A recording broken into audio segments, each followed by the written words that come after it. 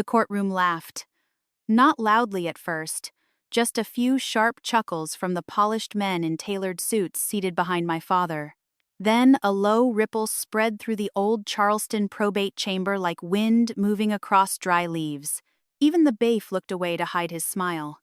My father stood at the plaintiff's table, one hand resting on polished walnut, as though he already owned the room, his silver hair combed perfectly into place, his navy suit pressed so sharply it could have cut paper.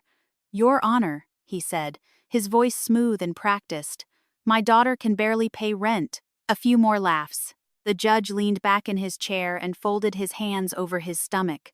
The corners of his mouth curled upward, and she expects to control a $31 million estate. This time, the room laughed openly.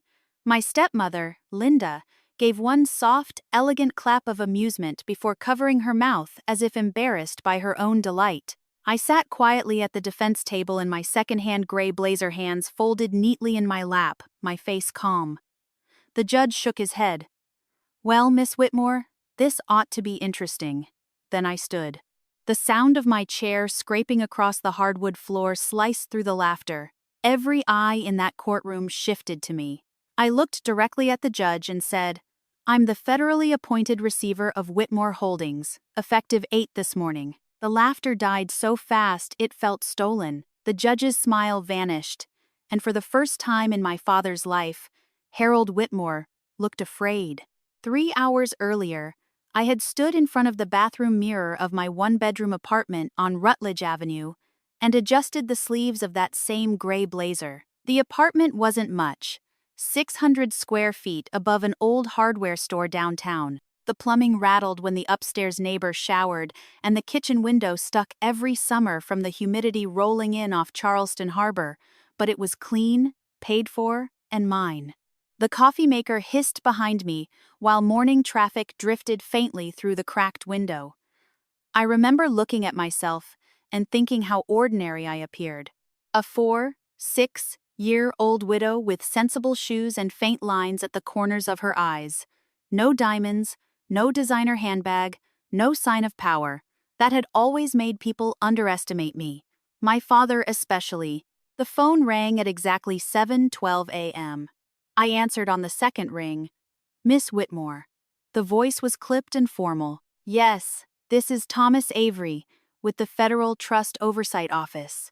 I'm calling to confirm activation of the Samuel Whitmore Irrevocable Successor Trust. Appointment authority transferred, as of 800 hours. I closed my eyes. Even though I had expected the call, hearing those words made my chest tighten. "It's official. Yes, ma'am. And Harold. He has been formally stripped of all discretionary authority pending forensic review." I was silent for a moment, not because I was celebrating, because I could hear my grandfather's voice in my memory. "Money doesn't reveal character, Evelyn. It magnifies it." "Thank you," I said quietly. Then I hung up and poured my coffee. No shaking hands, no tears, just stillness. Granddaddy had prepared me for this years ago. I simply hadn't known when the day would come. I was 12 the first time Samuel Whitmore tested me. The family had gathered at his summer home on Sullivan's Island for one of his elaborate Sunday dinners. My father spent the entire evening bragging to investors about Whitmore Textile's newest acquisition, while Mother smiled politely beside him, already exhausted by his hunger for approval. After dessert, Granddaddy called me into his study. The room smelled of pipe, tobacco, and old leather. He handed me an envelope. Inside was a cashier's check for $50,000. I stared at it. "There's been a mistake," I said. He smiled. "What makes you think that it's too much?" "My college fund isn't that large." He leaned back in his chair and watched me carefully. Most children would have celebrated, maybe hidden it, maybe spent it in their imagination before the ink dried. I handed it back. "You should tell your accountant." His smile deepened. "That's what I hoped you'd say." Years later, after I was grown, he admitted it had been a test, not of honesty alone, of instinct. He believed integrity was often immediate, not calculated. You either reached for what wasn't yours, or you didn't. My father would have kept the check. Granddaddy already knew that. After my mother died when I was 28, everything changed. She had been the one softening Harold's edges. Without her, his ambition sharpened into something colder. Within 18 months, he married Linda Prescott, a woman 20 years younger with perfect posture, polished vowels, and the social instincts of a sharking blood. Linda understood quickly that Harold's greatest weakness was insecurity. He had spent his entire life trying to impress a father who valued principle over profit, and Samuel had never fully trusted him. Linda fed that wound. "You built this company into something greater than Samuel ever imagined," she would tell him. "You deserve total control." Harold believed her because he needed to. When my husband Michael got sick years later, I left Charleston to care for him in Ohio. Stage 4 pancreatic cancer, 14 months of hospitals. Hospice nurses whispered prayers at 2:00 the morning. I would have done it for 14 years if it meant one more day. But Michael died in February with snow falling softly outside our Cleveland window. After the funeral, I came home, broke, widowed, 42 years old and starting over. Father called me weak, said Michael's illness had become my excuse for failure. He offered money once. When I refused, he never offered again. Instead, he told anyone who asked that I had squandered my inheritance, that I lacked discipline, that I had become exactly what happens when people are given too much and expected too little. He said it so often Charleston society accepted it as fact. It became my reputation. Poor Evelyn. Couldn't manage life. Could barely pay rent, which to be fair had occasionally been true. But while Father was telling those stories over cocktails at the Carolina Yacht Club, I was rebuilding quietly, working part-time at the Charleston Public Library, studying estate law at night, volunteering with a nonprofit that investigated elder financial abuse, learning how greed leaves fingerprints, learning how pride always overplays its hand. And all the while, Granddaddy's sealed trust waited, silent, patient, until Harold made his move. Last month, he filed probate action to consolidate full ownership of Whitmore Holdings under his sole authority. That filing triggered everything exactly as Samuel designed. And now here we were in court, my father smiling, the judge smirking, the room laughing, none of them understanding that the world they thought Harold controlled had already shifted beneath their feet. As I stood before that courtroom and watched the color drain from my father's face, I thought of Granddaddy sitting in his leather chair all those years ago, testing a little girl with a check she could have stolen. He had known something none of us understood then. Character takes years to build and only one moment to reveal itself. The judge adjusted his glasses and looked down at the federal document in his trembling hand. Then he looked back at me and spoke 5 words that changed everything. "Miss Whitmore, explain this immediately." The judge's voice carried across the courtroom like a crack of thunder. Miss Whitmore explained this immediately. For a moment, no one moved. Not my father, not Linda, not the lawyers who had spent the last 40 minutes polishing my humiliation into legal argument. The old Charleston courthouse had gone still in that peculiar Southern way, where silence somehow feels louder than shouting. Even the ceiling fan overhead seemed to hesitate. I looked down at the federal trust certification in the judge's trembling hand and felt a strange calm settle over me. This was the moment my grandfather had spent years preparing me for. And somehow standing there in that faded gray blazer with my father's empire hanging in the balance, I didn't feel triumphant. I felt tired. The kind of tired that comes after carrying a truth too heavy for too long. I folded my hands in front of me. My grandfather established the Samuel Whitmore Irrevocable Successor Trust 17 years ago, I said evenly. Across the aisle, Father's jaw tightened. "That is absurd," he snapped. The judge lifted a hand sharply. "You'll remain silent, Mr. Whitmore." Father obeyed, though his face had gone a dangerous shade of red. I continued. The trust was sealed under federal fiduciary review. It included a dormant succession clause triggered by any attempt to consolidate Whitmore Holdings through probate manipulation. Linda's face drained of color. She knew exactly what that meant. Harold's filing last month, his carefully orchestrated petition to absorb all corporate voting authority into his personal control, had activated the clause. He had sprung the trap himself. The judge adjusted his glasses and scanned the page again. His earlier smirk had vanished completely, and you were named successor receiver. Yes, Your Honor. Why? That question landed harder than I expected. Why me? It was the same question my father had spent half my life asking. Why had Samuel trusted his granddaughter more than his only son?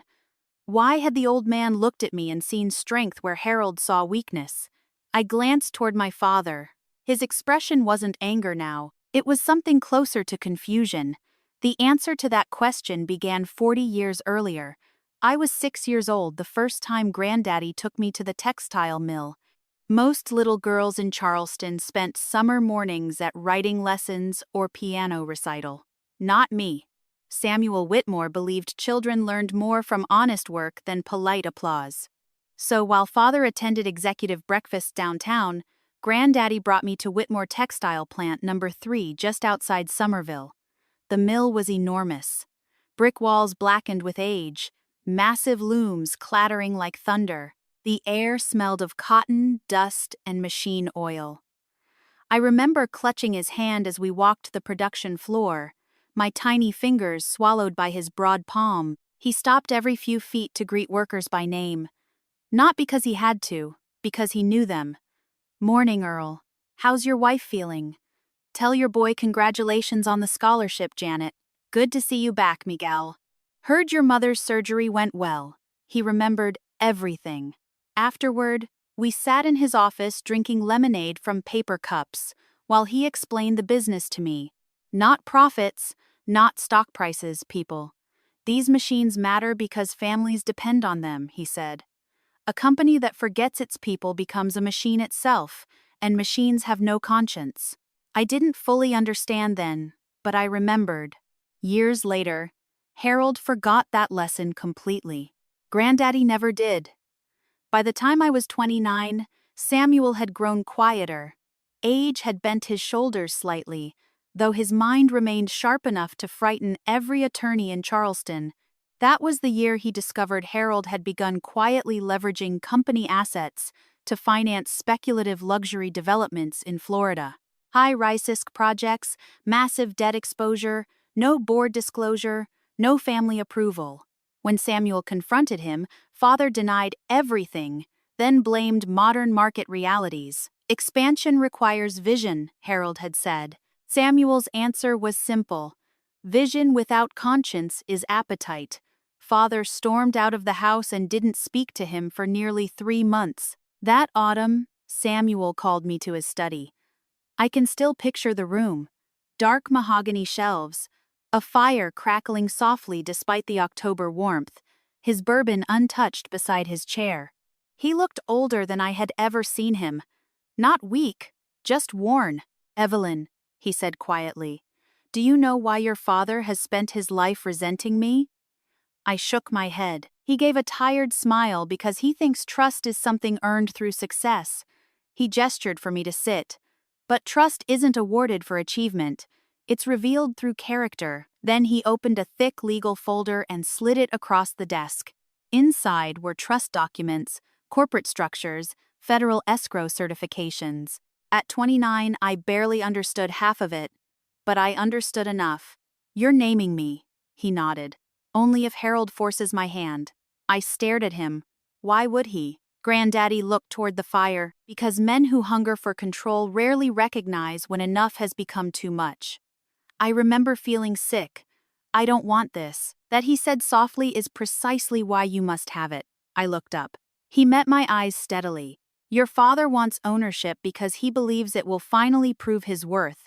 But ownership never heals insecurity. It only magnifies it. His voice lowered. If the day comes when this activates, promise me one thing. What? Save the company, not the fortune, the people. I nodded through tears. He smiled then, the same warm, steady smile he'd worn my whole life. Good girl. He died 6 weeks later peacefully in his sleep. At his funeral, Father cried harder than I had ever seen, but even then, I knew some of those tears came from something deeper than grief. He had lost his last chance to win Samuel's approval, and men can spend their lives chasing what pride will never let them receive. Back in the courtroom, I met the judge's eyes. "That's why he chose me, Your Honor. Is greater than, no one spoke. Is greater than, the old clock on the rear wall ticked softly. Father looked smaller somehow. Not physically, spiritually, like a man suddenly realizing he had misunderstood his entire life. "That's impossible," he said hoarsely. "He would have told me." I looked at him carefully. "No, Father, he wouldn't." The truth hit him harder than any accusation could have, because deep down Harold Whitmore already knew it was true. He had always known. The judge cleared his throat. "Mr. Whitmore's probate authority is suspended pending immediate forensic review." Gasps rippled through the gallery. Linda grabbed Father's sleeve. "Harold, do something." But he couldn't. For the first time in 74 years, Harold Whitmore had no move left to make. Then, the courtroom doors opened, and 3 federal forensic auditors walked inside, carrying sealed black cases. The lead investigator approached the bench and spoke words that made Linda audibly gasp. "Your Honor, we've identified substantial evidence of concealed fiduciary misconduct." My father turned toward me slowly. His face had gone ghost white, and in that instant, I realized something heartbreaking. He wasn't afraid of prison. He was afraid Granddaddy had been right about him all along. The sound Linda made was small and sharp, like a glass cracking under pressure. Not a scream, not even a gasp, really. Just the involuntary sound of someone realizing the floor beneath them has already given way. My father didn't move. He stood there at the plaintiff's table with his face drained pale beneath the courtroom lights, staring at the 3 federal auditors as if they had stepped out of some fever dream. The lead investigator, a tall woman in her 50s with iron gray hair and wire-rimmed glasses, placed a sealed folder on the bench. "Special Auditor Karen Dorsey, Federal Trust Oversight," she said. The judge nodded stiffly. "Proceed." She opened the folder and began laying out document after document with practiced precision. Wire transfers, asset transfers, shell corporation registrations, loan structures, tax filings. The language was dry and technical, but the meaning was devastatingly clear. My father had spent the last 12 years quietly draining Whitmore Holdings through layered corporate entities disguised as growth investments, luxury coastal developments in Florida, speculative resort properties in the Carolinas, private offshore accounts routed through Delaware and Nevada holding companies. Millions moved carefully enough to avoid casual scrutiny. Not theft in the crude sense, not envelopes stuffed with cash or dramatic embezzlement. Something worse, the kind of greed that dresses itself in legality and dares anyone to notice. The courtroom sat frozen. Judge Carlisle adjusted his glasses again and again, as though changing the angle might somehow change what he was reading. Linda gripped the edge of the plaintiff's table so tightly her knuckles blanched white, and Harold Whitmore, my father, the man Charleston society had admired for decades, looked suddenly very old. Not distinguished, not commanding, just old. Auditor Dorsey's voice remained calm. "Our preliminary findings indicate approximately $11.4 million in concealed liabilities tied to non-disclosed speculative exposure." A murmur swept through the room. 11 million? Even in Charleston, where old money floated quietly behind historic facades and private club memberships, that number landed like an earthquake. The judge looked over his glasses. "Mr. Whitmore, were these liabilities disclosed to your board?" Father swallowed. "Number, were they disclosed to trust oversight?" Silence. The judge's voice sharpened. "Answer the question." "Number." His voice came out brittle and thin. It was the first time in my life I had ever heard fear crack through Harold Whitmore's confidence. And strangely enough, I felt no satisfaction, only sadness. Because this wasn't the moment he became this man. It was simply the moment everyone else finally saw him clearly. The truth had started revealing itself months earlier. At first, it was just small inconsistencies buried in public financial disclosures. I noticed them one evening at the library while helping archive municipal tax records. Most people imagine libraries as quiet places where nothing important happens. But if you know where to look, every secret eventually leaves paper behind. I had spent years volunteering with Charleston Elder Advocacy Services, helping elderly residents identify financial exploitation by family members and predatory caretakers. The work teaches you something invaluable. Greed always leaves patterns. People think deception is creativity. It isn't. It's repetition, repeated concealment, repeated rationalization, repeated little choices that slowly become a life. That night, I was cross-referencing trust property tax filings when one valuation caught my eye. A Hilton Head development listed under a corporate shell I recognized from Whitmore Holdings disclosures. Except the debt structure attached to it made no sense. Too aggressive, too leveraged. I checked another, then another. By midnight, I had 6 discrepancies. By 2 inches the morning, I knew exactly what Father was doing. He was mortgaging the company's future to manufacture the illusion of present success. Classic insecurity economics. Dress up risk as vision, call recklessness innovation, count applause as proof of wisdom. I sat there beneath the soft yellow reading lamps of the Charleston Public Library and stared at the numbers until my coffee went cold. Then I thought of Granddaddy, of his steady voice. Ownership never heals insecurity. It magnifies it. That was the night I contacted Federal Trust Oversight and formally submitted activation evidence under the Dormant Succession Clause. The process moved quietly, professionally, without drama, which was exactly how Granddaddy designed it. He understood something my father never did. Real power rarely announces itself. It simply arrives when needed. Back in court, Father found his voice. "This is absurd." He pointed at me, his hand trembling. "She orchestrated this." "No," I said quietly. He turned fully toward me. "You've been spying on this family for years."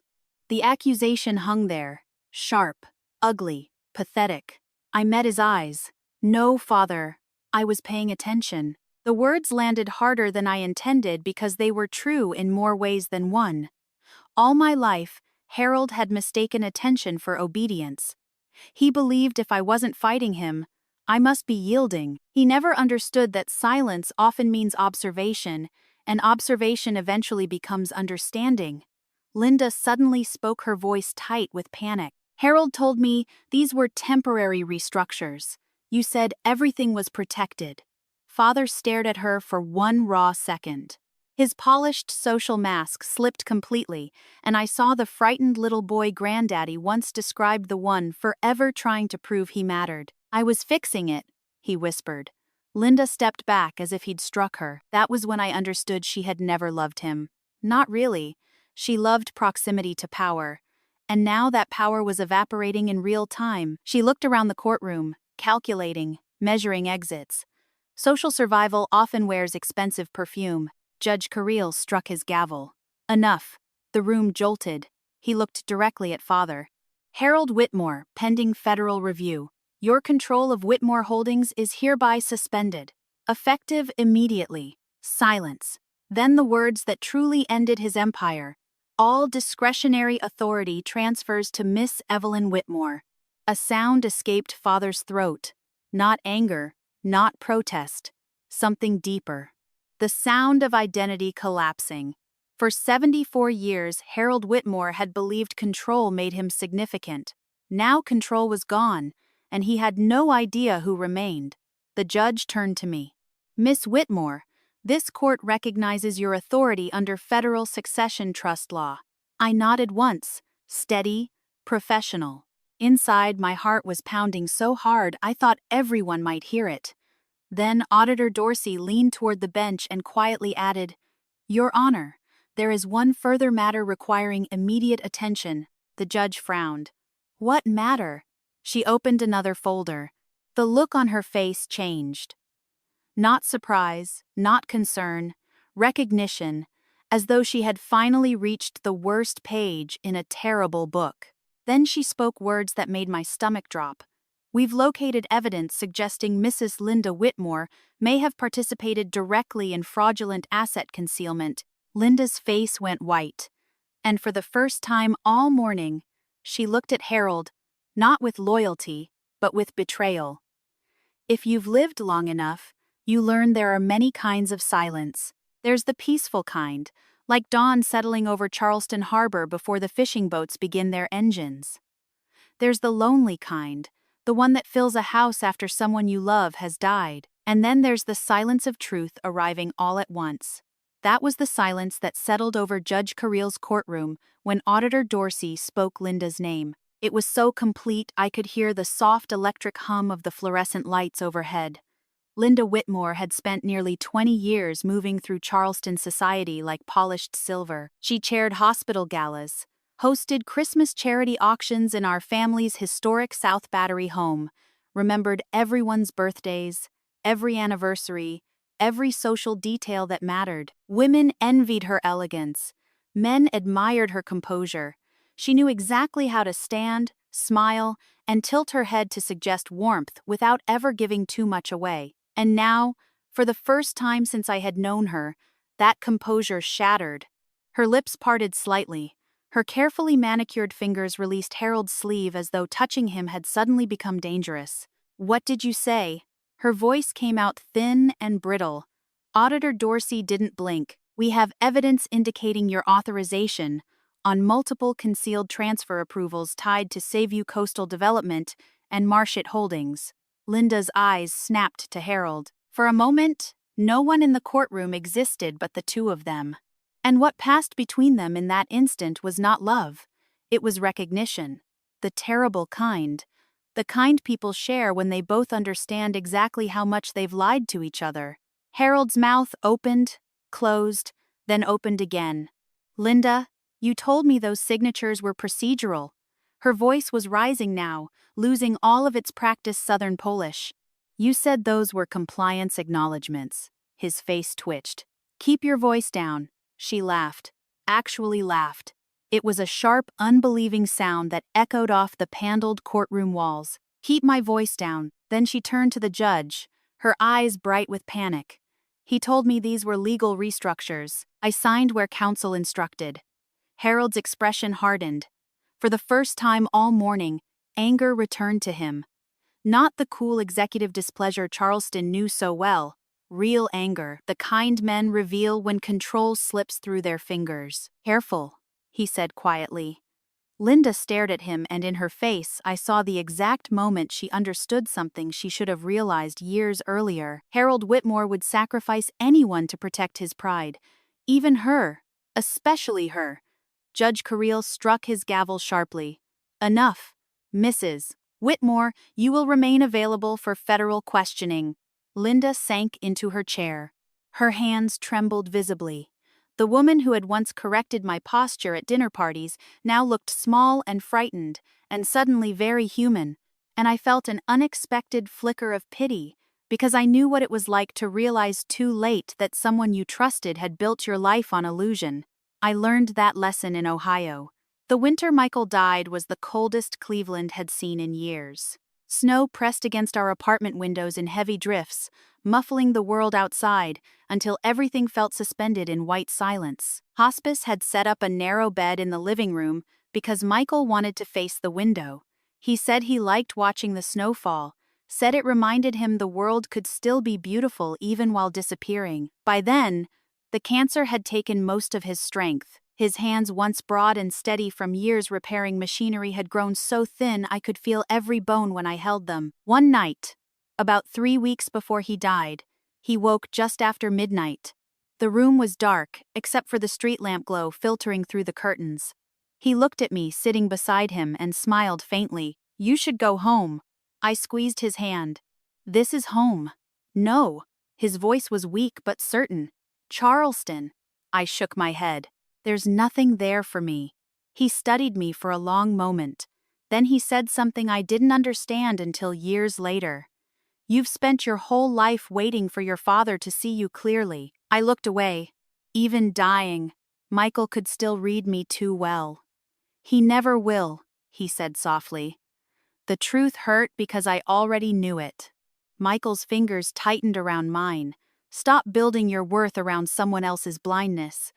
I cried quietly beside his bed while snow drifted past the window. He passed 17 days later with my hand in his. After the funeral, I sat alone in our apartment, staring at the empty recliner by the window. Everything was still, and for the first time in my life, I understood something.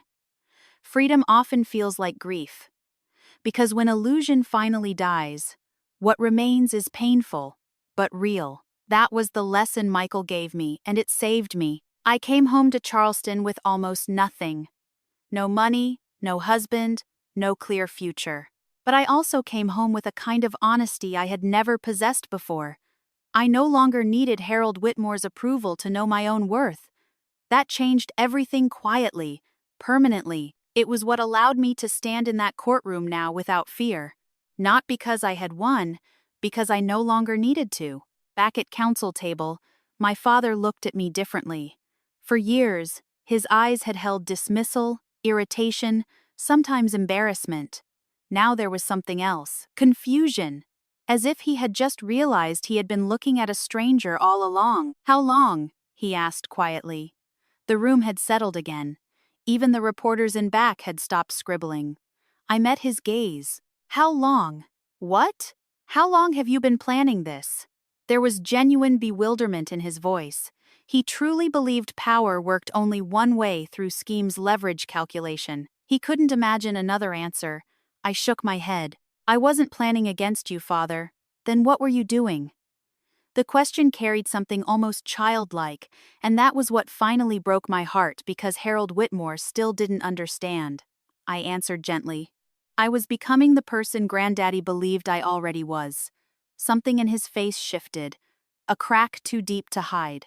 For one fleeting second, he looked less like the man who had spent decades ruling Charleston boardrooms and more like a lost boy standing outside his father's locked study door. Judge Carlilel cleared his throat. "Court will recess for 30 minutes while federal counsel prepares immediate asset injunction orders." The gavel struck. People began rising. Chairs scraped. Whispers erupted.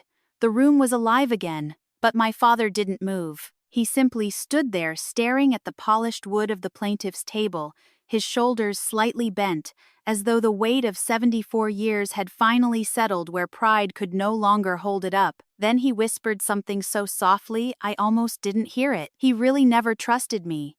And before I could answer, Linda stood, looked directly at him, and said the words that finished what the court had begun. "I'm filing for divorce," the sound Harold made, when Linda said it was not anger. Not at first. It was something softer and far more terrible. A quiet exhale, as though some last invisible support inside him had finally given way. For a moment, he simply stared at her. The reporters nearest the gallery doors had already lifted their phones. I could hear camera shutters beginning to click. Linda noticed too, and just like that, her panic gave way to calculation. It was almost impressive how quickly she transformed. Her shoulders straightened, her expression settled into wounded dignity. The trembling in her hands disappeared. She looked less like a frightened woman facing federal inquiry and more like Charleston society's tragic, wronged wife preparing her public statement.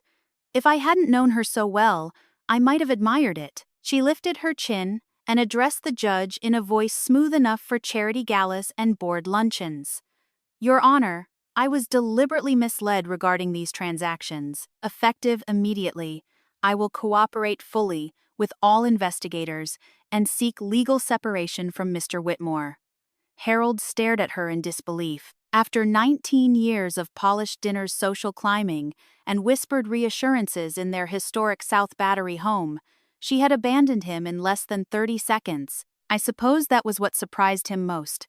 Not that she would leave first. He gave a dry, humorless laugh. "You always were efficient." Linda didn't answer. She simply turned and walked toward the courtroom doors, heels clicking sharply across the hardwood floor each step, carrying her farther from the life she had built beside him. No backward glance, no hesitation.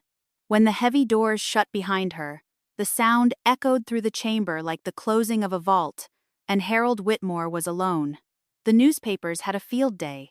Charleston still pretends it's above scandal, but the city feeds on it the way old gardens feed on rain. Quietly, constantly, the Post and Courier ran the headline the next morning: Whitmore fortune frozen in federal trust shakeup. By noon, local television stations were replaying footage of Harold leaving court under federal escort. His face looked smaller on screen somehow, not diminished by age, diminished by exposure. The man Charleston had spent 40 years admiring had become exactly what society fears most: ordinary. I spent that first week in Granddaddy's old office on Meeting Street, reviewing records with Auditor Dorsey and a team of forensic accountants. The office hadn't changed much since Samuel's death. Same dark oak shelves, same brass reading lamp, same faint smell of old leather and pipe tobacco trapped deep in the walls. Sitting behind his desk felt strange at first, like wearing someone else's coat. Too heavy, too large. But gradually, something settled into place. Not ownership, responsibility. That was what Granddaddy had intended all along. Auditor Dorsey stood by the window one evening reviewing spreadsheets while Charleston's harbor lights flickered beyond the glass. "We've confirmed over 11 million in concealed exposure," she said. I rubbed my eyes. Can the company survive? She was quiet for a moment. Then she looked at me carefully. With the right leadership? Yes. I almost laughed. Leadership? It sounded absurd, attached to me. A part-time librarian living in a 600-feet apartment above a hardware store. A widow who clipped coupons and drove a 10-year-old Honda Civic with a dented rear bumper. I must have smiled at the irony because Dorsey tilted her head. What? I don't look like anyone's idea of corporate leadership. She gave me a long measuring look. Then she said something I never forgot. The people most suited to power are usually the ones least interested in possessing it. It sounded exactly like something Granddaddy would have said. And somehow hearing it from a federal auditor with tired eyes and practical shoes made it even truer. The first time I addressed the Whitmore holding staff, nearly 300 employees filled the main production floor of plant number 3. The same mill Granddaddy had taken me to as a little girl, the same thunder of machinery, the same scent of cotton and oil. Most of the workers looked wary. They had spent years under Harold's polished promises and aggressive expansion speeches. They expected another executive performance. Instead, I stood on the loading platform in my plain gray blazer and told them the truth. The company is carrying serious hidden debt. A murmur rippled through the room. I let it settle. Then I continued. There will be changes. Executive bonuses are suspended immediately. Luxury development exposure is being liquidated. Debt restructuring begins next week. A few grim faces nodded. They had heard enough corporate language to know layoffs usually followed. I took a breath. No hourly workers will lose pension protection under my authority. The room stilled. Several people looked up sharply.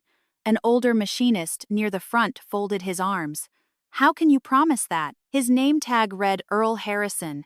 And suddenly I remembered him, the same Earl Granddaddy had greeted by name 40 years earlier. I smiled. Because your wife had bypass surgery in 1986 and Granddaddy personally covered your deductible after your insurance denied the claim. Earl's expression changed. You remember that? I remember him remembering. Silence. Then Earl gave one slow nod. That nod changed everything. Trust doesn't arrive with applause. It arrives quietly, one honest recognition at a time. By the end of the meeting, people were listening differently. Not to a Whitmore heir, to a steward, exactly as Granddaddy intended. Harold, meanwhile, moved into a modest assisted living apartment on the west side of Charleston, not because he was infirm, because nearly every account he controlled had been frozen pending review, and the South Battery House was under temporary trust possession. Charleston's social circles moved on quickly. The invitations stopped. The golf club board regretfully accepted his resignation. Friends he'd entertained for decades suddenly discovered scheduling conflicts. That's another thing age teaches. I suppose. Some relationships are simply transactions wearing smiles. He had built his entire life among people who loved status more than substance. Once status vanished, so did they. The irony would have amused Granddaddy if it weren't so sad. I arranged anonymous monthly payments to cover Harold's apartment. Nothing extravagant, just enough. When Auditor Dorsey discovered it, she frowned. What? I looked out the office window toward Charleston Harbor, where evening sunlight scattered gold across the water. Because he's still my father. She studied me for a moment, then nodded once. No judgment, just understanding. I thought that would be the end of it, a quiet mercy he'd never know about. But 3 months later, my office phone rang just after lunch. I answered absently, still reviewing pension restructuring proposals. A long silence greeted me. Then Harold's voice came softly across the line. "Why are you paying my rent?" My chest tightened. For a moment, neither of us spoke. Then he said something I had never once heard from him in 46 years. "I need to see you." And for reasons I couldn't quite explain, I said yes. I drove to his apartment on a Thursday afternoon in late October. Charleston was caught in that brief, perfect season when the summer heat finally loosens its grip and the city remembers how to breathe. The oak trees along Broad Street still held most of their leaves, their branches draped in Spanish moss that shifted softly in the breeze like old lace curtains. I parked my Honda in front of the assisted living complex and sat for a moment with both hands resting on the steering wheel. The building itself was clean but unremarkable. 3 stories of beige brick and white trim tucked beside a Methodist church and a small pharmacy. Nothing like the South Battery mansion Harold had ruled for nearly 2 decades. No row iron balconies, no harbor view, no gleaming Blacktown car waiting by the curb. Just a quiet, ordinary place where old men played checkers in the lobby and women tended potted geraniums near the entrance. For some reason, that comforted me. Pride has trouble breathing in ordinary places. I found his apartment on the 2nd floor, Unit 214. The brass numbers were slightly crooked. I stood there longer than necessary, my hand hovering over the door. 46 years of complicated history can gather itself into a single knock. When I finally raised my hand, the sound felt louder than it should have. A few seconds later, the door opened, and for a moment, I didn't recognize him. Not because age had changed him. Age had always touched him lightly. Even at 74, Harold Whitmore still carried traces of the broad-shouldered man Charleston once admired. What startled me was the absence of performance. He wore a plain blue cardigan over a white undershirt and khaki slacks that had clearly not been pressed. His silver hair was thinner than I remembered. He had missed a spot shaving near his jaw. There was no polished smile, no executive confidence, no carefully arranged posture designed to command a room. He simply looked like an old man who had answered his own door. And somehow that made my throat tighten. "Hello, Evelyn." His voice was quieter too. I nodded. "Hello, Father." He stepped aside. The apartment was modest but tidy. A narrow sofa faced a television that wasn't turned on. A bookshelf stood against one wall, half filled with biographies and financial magazines. A small dining table held 2 coffee cups and a plate of untouched sugar cookies. The curtains were open. Late afternoon sunlight spilled across the carpet in long golden bars. He had prepared for my visit. That realization hurt more than I expected. He motioned toward the sofa. "Would you like coffee?" I almost smiled. For as long as I could remember, Harold Whitmore had never made his own coffee. "Yes," I said.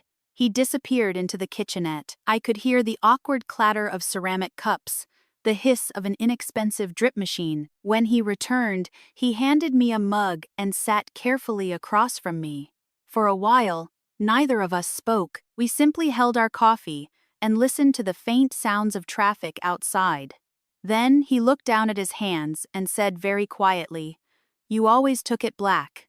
I blinked. The comment was so small, so unexpectedly observant that for a second I didn't know how to answer. "Yes." He nodded faintly. Another silence. Then he said the words I had stopped expecting years ago. "I'm sorry." The air seemed to shift around us. I had imagined hearing those words countless times over the years. Sometimes in anger, sometimes in triumph, sometimes in dreams so vivid they left me aching after I woke. But now that they had finally arrived, they didn't feel dramatic. They felt fragile, like something too easily broken by the wrong response. I set my coffee down carefully. "For what?" He gave a sad little laugh. "That's a fair question." His hands folded together, fingers trembling slightly. Then he looked at me directly, and for the first time in my life, Harold Whitmore spoke to me without armor. "When your mother died," he said, "I didn't know how to be anyone else." I frowned. He stared at the floor. "My entire life was spent trying to earn your grandfather's respect. Every promotion, every expansion, every public success.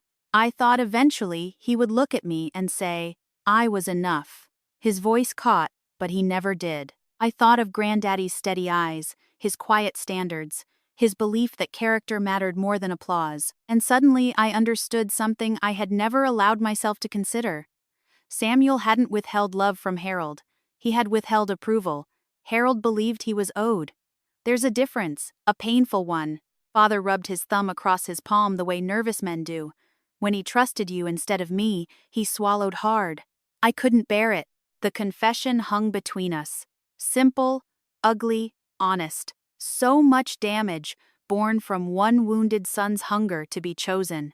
I told myself you were weak because admitting otherwise meant admitting why he trusted you.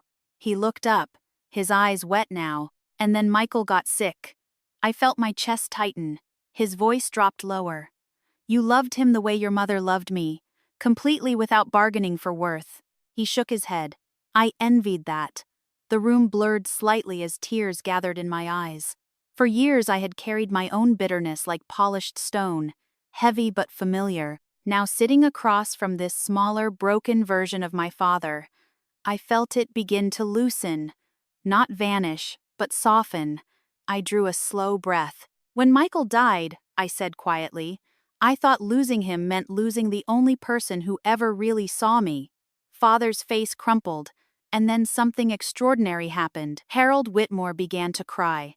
Not politely, not with restrained dignity. He wept openly, shoulders shaking. All the carefully controlled grief of a lifetime breaking loose in that small beige apartment. I moved before thinking, crossed the space between us, and sat beside him. For a moment, neither of us knew what to do. Then his hand found mine. Small things can heal what grand gestures never touch. We sat like that for a long time. Two grieving people at last honest enough to mourn what pride had stolen. Eventually his breathing steadied. He wiped his face and stared out the window at the fading Charleston light. "I thought success meant never needing anyone," he whispered. I squeezed his hand gently. "No," I said. "It means becoming someone safe enough to be needed." He turned to me slowly. And there, for the first time in 46 years, I saw it. Not judgment, not disappointment, not calculation, recognition. As if he were finally seeing the daughter who had been standing in front of him all along. His voice was barely audible. "Your grandfather chose wisely." And for the first time since I was a little girl, I believed he meant it. A year later, Charleston looked the same. That was the funny thing about old southern cities. They know how to keep their face composed while everything underneath quietly changes. The church bells still rang across Broad Street on Sunday mornings. Tourists still wandered the Battery, taking photographs of historic homes they could never afford. The harbor still caught the evening sun and scattered it across the water like handfuls of broken gold. From the outside, Whitmore Holdings still looked like what it had always been, old money wrapped in brick and ivy. But inside, everything was different. The luxury coastal developments Harold had hidden so carefully were gone, liquidated. The debt had been restructured, without sacrificing a single worker pension. Executive compensation was capped.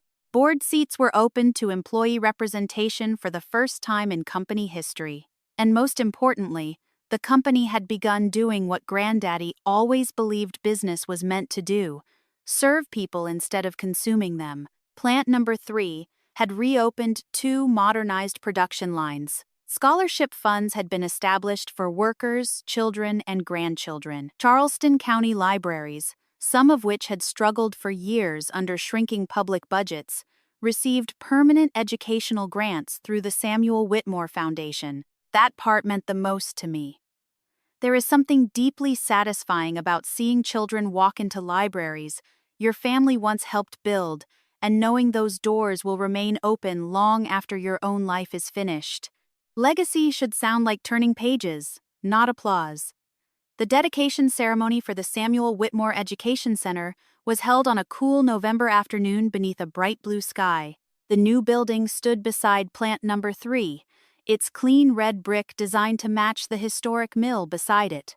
Workers and their families filled the courtyard. Children chased each other between folding chairs, while older employees shook hands and traded stories about Granddaddy.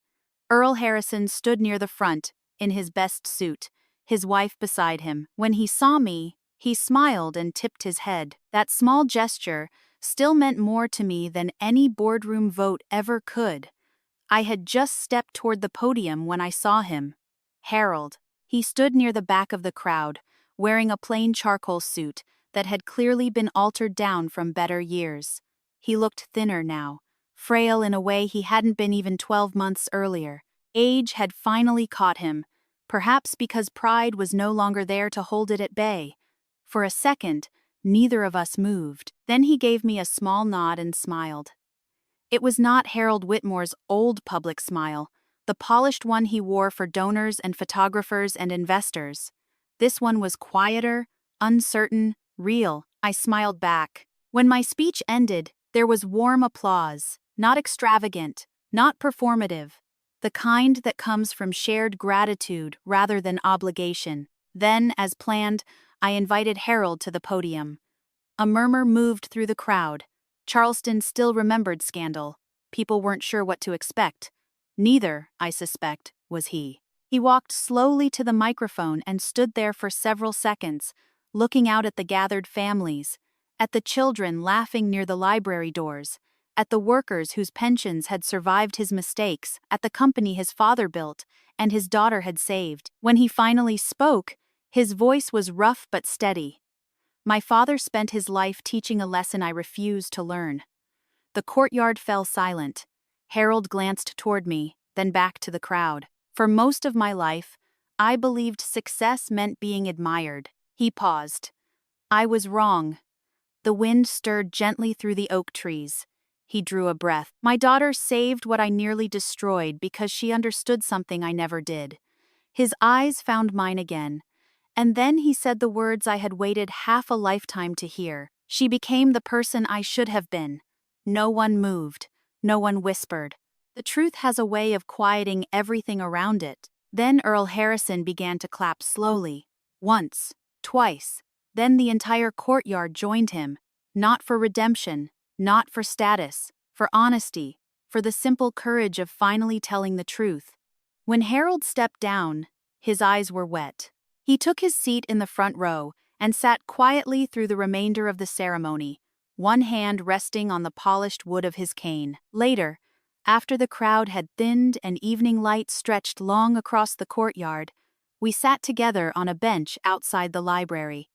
Children's laughter drifted faintly from inside. The building glowed warmly through its tall windows. Harold looked at it for a long time.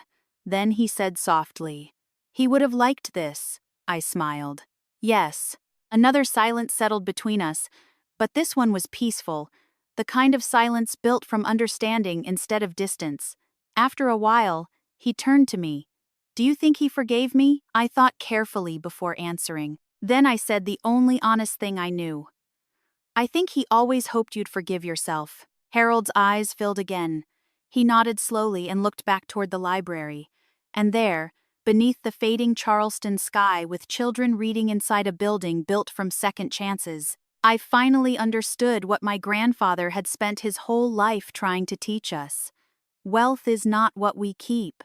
It is what we protect for others, Pride builds empires that collapse. Character builds legacies that endure. And sometimes, the truest form of revenge is not destruction. It is becoming someone kind enough to forgive. If this story stirred something in your own heart, if it reminded you of someone you've needed to forgive, or someone whose forgiveness you still hope to earn, perhaps tonight is the night to reach for that peace.